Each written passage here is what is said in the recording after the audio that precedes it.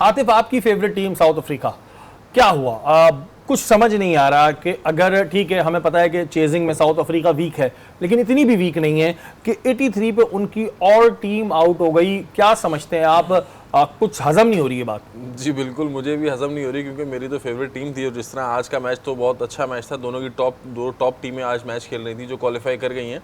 लेकिन जिस तरह आज टॉस जीतकर रोहित ने बैटिंग की और बैटिंग का फैसला कुछ लोगों ने नेगेटिव करार दिया, लेकिन उसने अपनी टीम को फ्रंट से लीड करते हुए, जिस तरह शुभमन गिल और इन दोनों ने स्टार्ट लिया, देन फिर कोहली, और फिर एकदम आपके सामने वो ठीक है, वो परफॉर्मेंस हमें समझ आती है, उन्होंने स्कोर ज़्यादा कर लिया था। लेकिन 83 पे साउथ अफ्रीका का आउट होना, 83 पे आउट होना, ये शॉकिंग सीन है। तो ये समझ नहीं आ रहा है कि ये ऐसा क्यों। लेकिन अब आप देखें उनकी बॉलिंग लाइन, आप देखें उन्होंने जिस तरह बॉलिंग की है, चैनल पे बॉलिंग की है, लेकिन मैं इस चीज़ को हजम नहीं कर पा रहा हूँ। नसीम भाई, आप कर पा रहे हैं कुछ हजम 83 वाली बात? क्योंकि 83 ठीक है, कोई वीक टीम होती तो हम कहते कि हो गया, लेकिन अगर हम इस टूर्नामेंट की वीकेस्ट टीम भी देखें, जिसको नीदरलैंड लोग कह देते हैं, तो उनकी भी परफॉर्मेंस ऐसी नजर नहीं आ रही। एक इतनी बड़ी टीम जो 400 425 स्कोर कर रही है और सेमीफाइनल में पहुंचने वाली दूसरी टीम है, और 83 पे ढेर हो गई।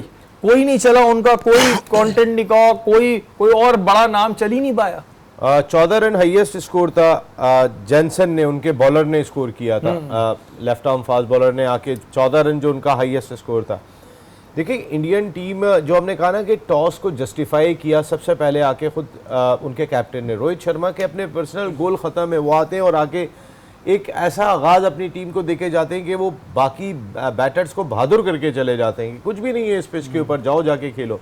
डिफ़िकल्ट पिच थी आज की।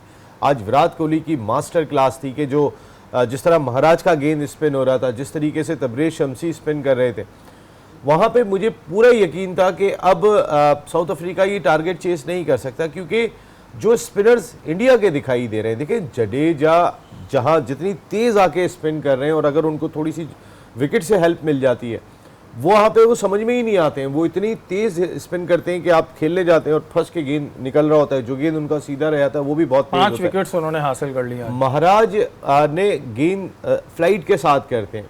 कोहली बच गए शुरू के अंदर, वो 2 मरतबा जो है वो चांस उनका बहुत क्लोज निकला था। एक वक्त तो उन्होंने ये था कि डीकॉक बहुत कॉन्फिडेंट थे, उन्होंने रिव्यू भी ले लिया था कि एक आउट बिहाइंड हो गए।